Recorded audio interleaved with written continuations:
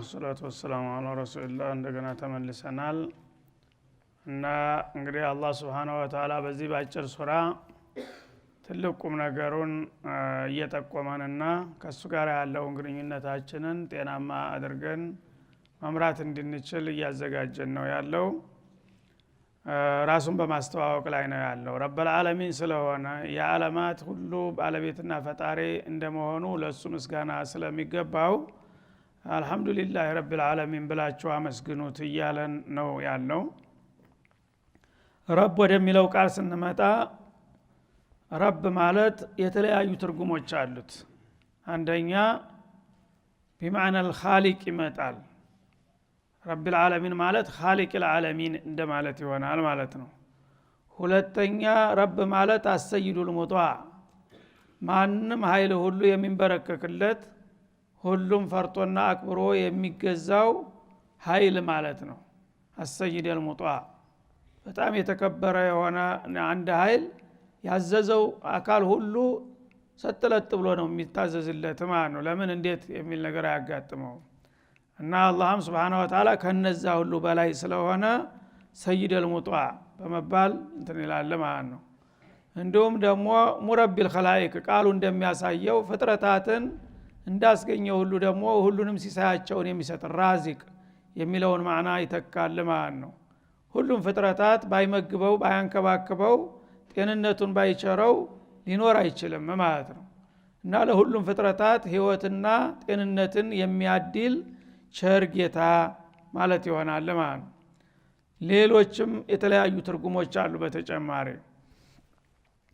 አልዓለሚን ወደሚለው ስንመጣ ደግሞ ዓለሚን የሚለው ጀምዕ ነው ብዛትን የሚገልጥ ቃል ነው ማለት ነው አንድ ከሆነ ዓለም ይባላል ብዙ ከሆነ ዓለሚን ይባላል እና አሁን ይሄ ጀማዓል ሙዘከር ሳሊም ይባላል ወንድ የሆኑ ነገሮች ብዙ ሆነው በሚመጡ ጊዜ በዚህ ቃል እናበረክታቸዋለን ለምሳሌ አልሙስሊሙን አልሙእሚኑን የሚለው ቃል በሐለተ ነስብ ወልጀር በሚሆን ጊዜ ኢነል ሙስሊሚን ወልሙስሊማት በሚል በዚህ ቃል ይገለጣል ማለት ነው ዓለም ማለት ደግሞ ብዙ ጊዜ አቅል ላላቸው ፍጥሮች ነው የምንጠቀመው ሌሎቹ ተከታይ ናቸው አቅል ላላቸው ፍጥሮች መኖሪያ ስለሆኑ ማለት ነው እና ዓለም በመባል የሚታወቁት አራት ፍጥሮች አሉ አንደኛ በምድር ዓለም ሰው ነው ሁለተኛ በዙ በምድር ዓለም ጂኖች አሉ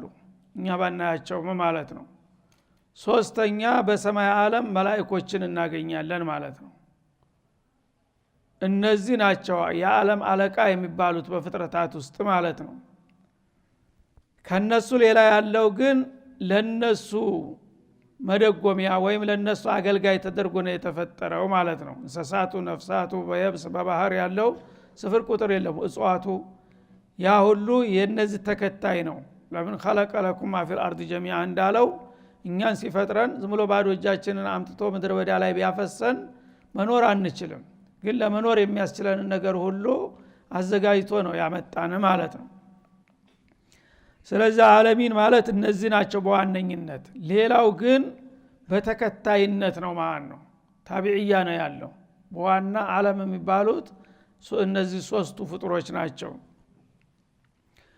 የነዚህ እንግዲህ ፈጣሪና ባለቤት አስተናጋጅና አስተዳዳሪ የሆነው አጠቃላይ ጌታ ረብል ዓለሚን ይባላልና ለሱ ምስጋና አቅርቡለት ይለናል ማለት ነው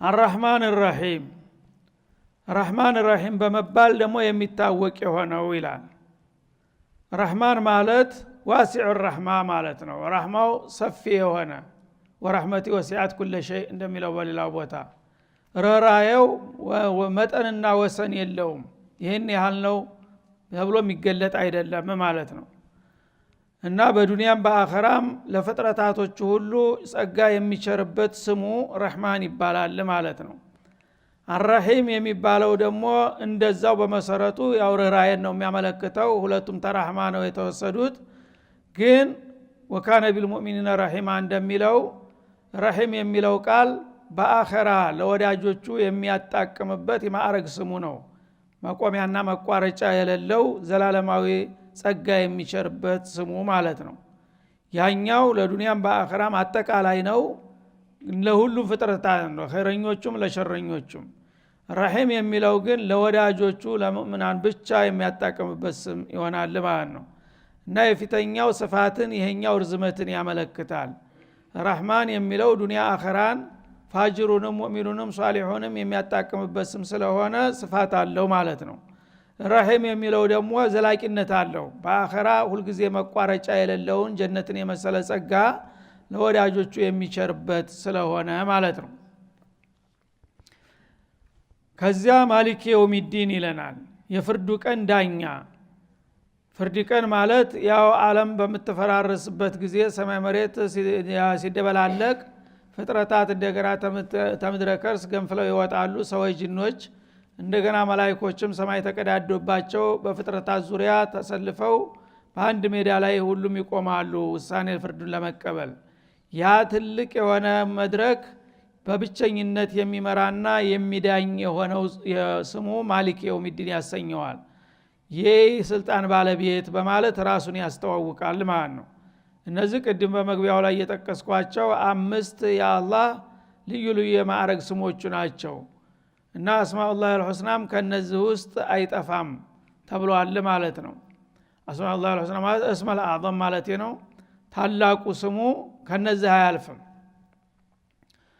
እና እነዚህን እንግዲህ ስሞቹን አላህ Subhanahu Wa Ta'ala በዚህ መልክ የደረደረን ለምንድነው ራሱን ለማስተዋወቅ ነው ማለት ነው አላህ ማን ነው ታልክ ዛቱን በጋር ተገልጦ ዱንያ ላይ ልታየው አትችልም አይፈቀድልህም ግን ልታቀው ከፈለክ በእነዚህ ማዕረግ ስሞቹ ልታቀው ትችላለህ ማለት ነው አንደኛ ረብል ዓለሚን በመሆኑ የዓለማት ብቸኛ ፈጣሪ የዓለማት መጋቢ ተንከባካቢ አስተዳዳሪ ሌቱን እንዲነጋ ቀኑን እንዲመሽ ክረምቱ በጋው እንዲፈራረቅ በየለቱ በየቀኑ በየደቂቃው በየሰኮንዱ ፍጥረታት መፈጠር ያለባቸው እንዲፈጠሩ መሞት ያለባቸው እንዲሞቱ የሚያረጋው ዓለምን ዳርስ ተዳር የሚቆጣጠርና የሚያስተዳድራት ይህ ጌታ ነው ማለት ነው በመሆኑም እንግዲህ ይሄ ትልቅ ባለውለታ ስለሆነ ፍጥረታት በሙሉ እሱን ሊያመሰግኑት ይገባል ወማ ቢኩም ሚን ኒዕመቲን ፈሚነላህ እንዳለው ማንኛውም ጸጋ የተባለ ሁሉ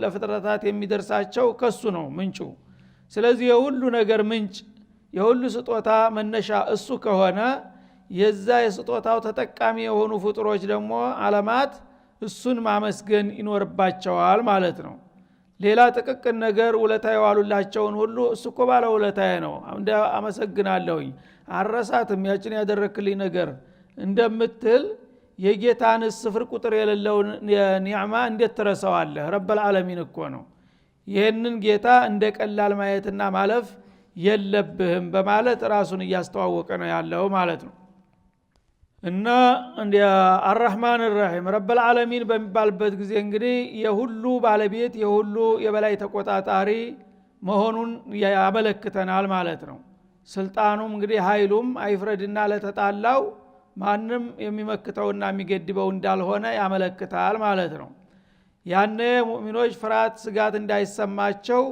እንደገና በርህራሄው በኩል ያስተዋውቃል ማለት ነው ስልጣኔ ወሰንና መጠን የሌለው ማንም እንደሚቆጣጠረኝና የሚፎካከረኝ እንደሌለ በጠቁማችሁም ጨካኝ አምባገነን ጨፍጫፊ እንዳላደለሁ ደግሞ እወቁ አርrahማን الرحيم እጅግ ሮሮ በጣም አዛኝ ነኝ በማለት በርህራሄው በኩል ደግሞ ሁል ጊዜ ተስፋ ሰጭ መሆኑን ያመለክተናል ማለት ነው እና ጌታ እጅግ ሮሮ ነው አዛኝ ነው በሚባልበት ጊዜ ደግሞ ሰው ዛቡን እንዳይለቅ እንግዲያውስ አዛኝ ሮሮ ከሆነ ፈለኩትን ባደርግ ምንም አይለኝም እንዳትልና እንዳትዝናና ደግሞ ማሊክ የውሚዲን አለ ማለት ነው ከመሆኑም ጋራ የታላቁ ፍርድ ቀን ዳኛ ነው ይላል የታላቁ ፍርድ ቀን ዳኛ ከሆነ በዛ ቀን የሚዳኝ ነገር እንዳለ ጠቆመ ማለት ነው የሚዳኙ ሰዎች ፍጡሮች አሉ ማለት ነው የሚዳኝ ታለ ዳኛ ስራ የከለለው ዳኛ አይሰየምም ማለት ነው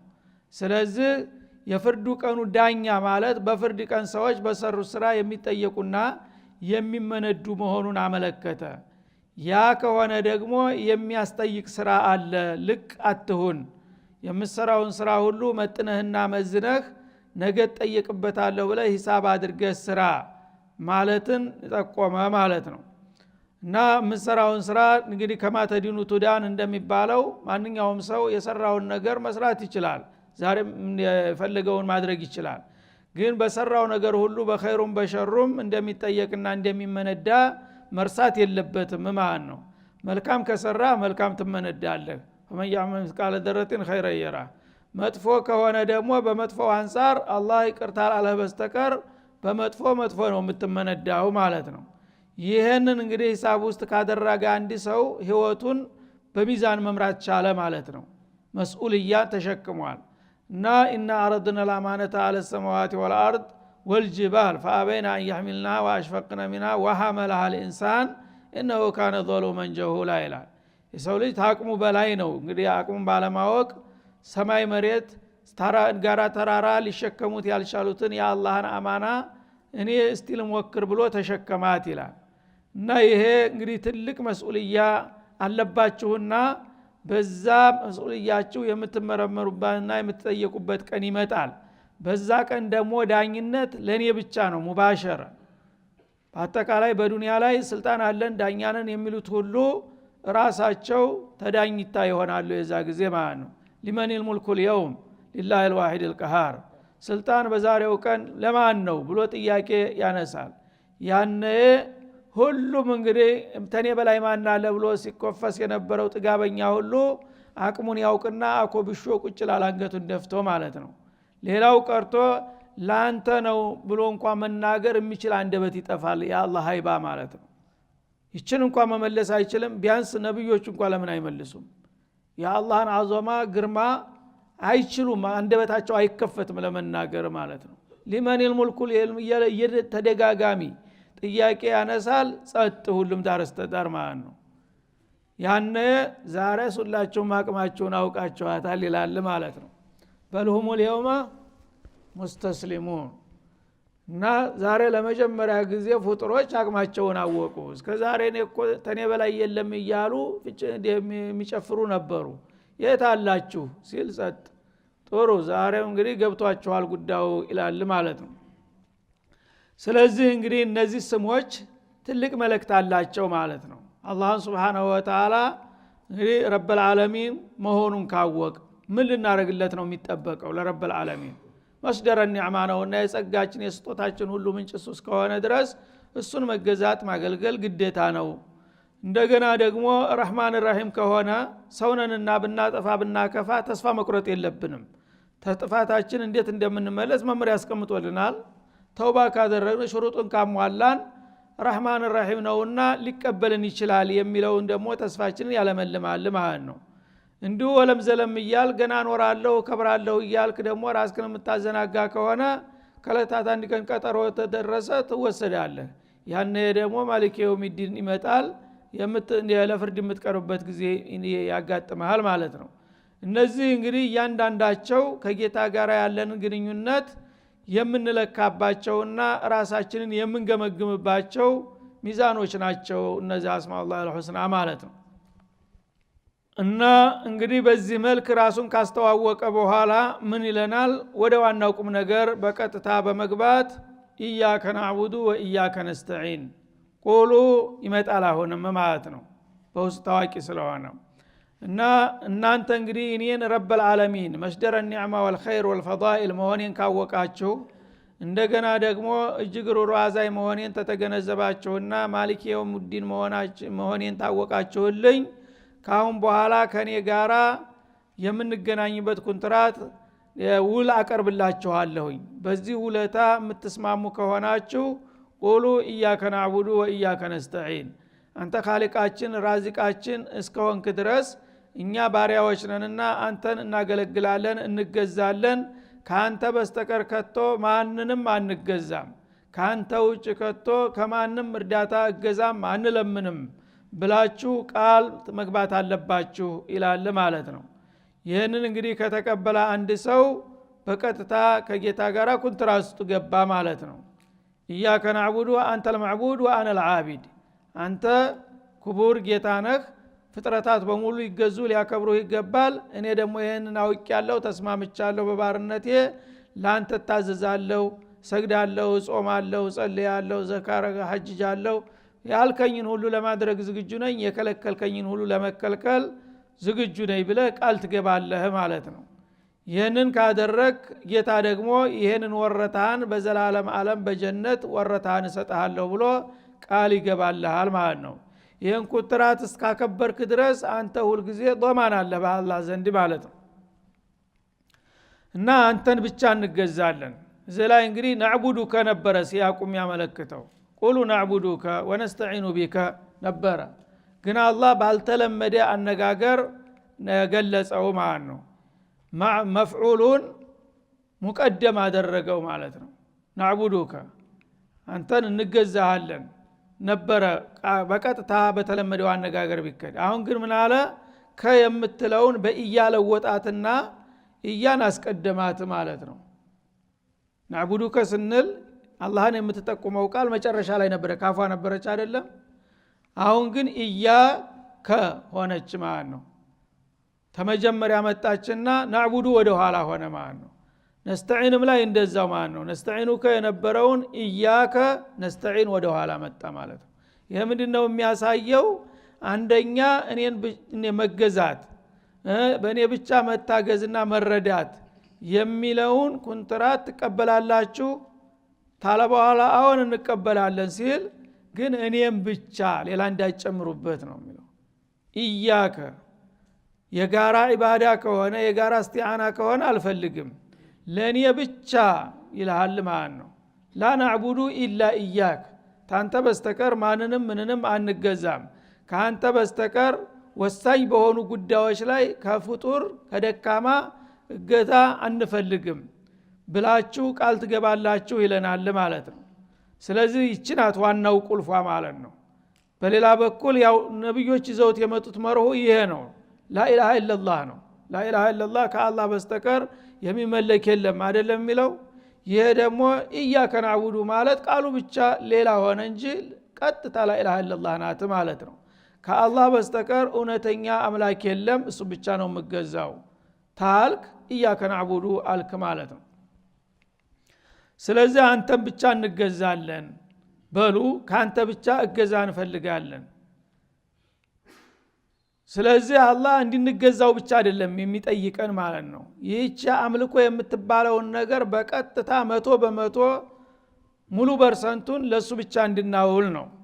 እሱን እየተገዛን ግን ለሌላው በቀጥታም ሆነ በተዘዋሪ የተወሰነች ፐርሰንትም ከሰጠን ያ ተቀባይነት የለውም ማለት ነው። እኔ ብቻና ብቻ መሆን አለብኝ ነው የሚለው። ብዙ ሰዎች የማይረዱት ይሄን ችግር ነው ማለት ነው። ጌታን ይገዛሉ፣ እድሜ ልካቸውን ይሰግዳሉ፣ ይጾማሉ። በሌላ በኩል ግን የተለያየ ቅራቅንቦ ሲያስተናግድ ታገኛለህ ማለት ነው። የዛ አይነት ዒባዳ አላህ አይፈልግም።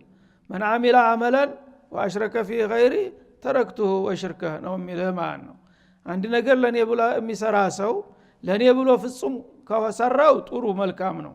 ግን በዛች ነገር በተወሰነ ደረጃ በስሜት እንኳን እኔ ጌታም ማዞኛል ማድረግ አለብኝ እግር መንገዱን ደግሞ ለእንዲህ አይነትም ተጠቅማለች የሚል ገረድ ከጨመርክባት አለቀልህ ማለት ነው። የጋራ ኢባዳ አልፈልግም ለዛኛው ለሚስኪኑ ደካማ ስለሆነ ለሱ ስጠው ጠቅልህን ያፉ ብያለሁኝ ነው የሚለው ማለት ነው። ግን አፉታው የደስታ አፉታ አይደለም። ያው እንግዲህ በመጠይቅህ ጊዜ ጠይቃለሁኝ ይሄን ግን እኔ አልፈልገውም ወዳጣል ይልሃል ማለት ነው። ስለዚህ ትልቁ ምስጥር እዚህ ውስጥ ነው ያለው ማለት ነው። ለአላህ እንደምንሰግር ለአላህ እንደምንጾም ማንኛውንም ዒባዳ ለአላህ ፍጹም መሆን አለበት። በስሜት ደረጃ አንድ ሰው ለምሳሌ መስጂድ ብቻውን ገብቶ ይሰግዳል። እየሰገደ እያለ ሌላ ሰው እሱ ምናልባት የሚያውቀው ሰው ወይም የማያውቀው ሰው በሚመጣ ጊዜ ባጠገቡ ሲያየው ጦመኒናውን እዕትዳሉን ትንሽ ለውጥ የሚጨምርባት ከሆነ ያ ሰው እንዳይታዘበኝ ብሎ ወይም እንዲያደንቀኝ የሚል ስሜት ትንሽ ተተጨመረች አለቀላት። ያቺ ሶላት ገደል ገባች ማለት ነው። በሌላውም እንግዲህ በንግግርም ሆነ በአቀራረቡ በማንኛውም ነገር ሰዎች እንዲህ ይሉኛል፣ ይሄን ካደረኩኝ ያደንቁኛል ይወዱኛል፣ ይሄን ካላደረኩ ደግሞ ይታዘቡኛል የምትል ነገር ከመጣች ያልቅላታል ማለት ነው። ስለዚህ ኢያከ ማለት ትልቅ ሚዛን ናት ማለት ነው። እያንዳንዳችንን በዛሂር እንቅስቃሴያችን ብቻ ባይሆን የልብ ዝንባሌያችንን ጭምር የምትለካ የነበድ መመርመሪያ ናት ማለት ነው። አንተም ብቻ እንገዛለን፣ ታንተ ብቻ እገዛን እንፈልጋለን። ስለዚህ ለመሆኑ ዒባዳ ለአላህ ብቻ የምናደርገው ዒባዳ ምንድነው ወደሚለው እንመጣለን ማለት ነው። ስለዚህ ዒባዳ ደግሞ በጣም ሰፊ ነው። ብዙ ጊዜ እኛ የምናውቀው ዒባዳ ሲባል እቺ የፈረደባት ሶላት ናት ዝምትለን ማለት ነው። ተሰገደ ግደለም በሀገራችን እገሌ እኮ ማሻአላህ ሙእሚን ነው ሶላቱን እጥብ አይልም፣ አበቃ ሶላት ነው ዒባዳ መነሻ መድረሻው። ሶላት እርግጥ ትልቅ ነው፣ ግን ዒባዳ ማለት ህይወት ማለት ነው። ህይወት ሰው ወደዛ ዓለም መጥቶ ተዚህ ዓለም ተሰናብቶ እስከሚሄድ ድረስ የሚያደርገው እንቅስቃሴ ሁሉ ዒባዳ ይባላል። በዚህ መልክ ነው የምናውቀው ዒባዳን። ቁል ኢነ ሶላቲ ወኑሱኪ ወመሕያየ ወመማቲ ሊላሂ ረቢል ዓለሚን ካለ በኋላ ምን አለ? ላ ሸሪከ ለህ ወቢዛሊክ ኡሚርት ወአና አወሉል ሙስሊሚን። ዒባዳ በጣም አድማሱ ሰፊ ነው፣ ህይወታችንን በሙሉ የሚዳስስ ነገር ነው ማለት ነው። ስለዚህ እዚህ ቁጭ ብለን አሁን ደርስ መስማታችን ዒባዳ ነው፣ ትልቅ ዒባዳ ነው። እንዳውም ለዒባዳችን ሁሉ ወሳኝ ነው። ለምናረገው ነገር ሁሉ መመሪያ የምናገኝበት ስለሆነ ከሶላት ያላነሰ ዒባዳ ነው እዚህ ቁጭ ብለን የምናሳልፋት ጊዜ ማለት ነው። ከጾም ያላነሰ ዒባዳ ነው።